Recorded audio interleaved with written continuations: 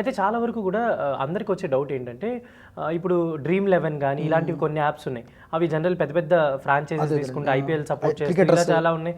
మెట్రోలో కూడా ఒకప్పుడు యాడ్ చేశారని చెప్పి వింటున్నాం. సో అవన్నీ అంటే ఒక గవర్నమెంట్ సంబంధించినవి కానీ బెట్టింగ్ కింద రాదండి, అవి స్కిల్ బేస్డ్ గేమ్స్ అంటారు. అవి అంటే మీ తెలివితేటలు యూజ్ చేసుకొని గేమ్ ఆడాలి. అది గేమ్ అంటే దాంట్లో హెవీ అమౌంట్ ఇన్వాల్వ్ అయి ఉండదు.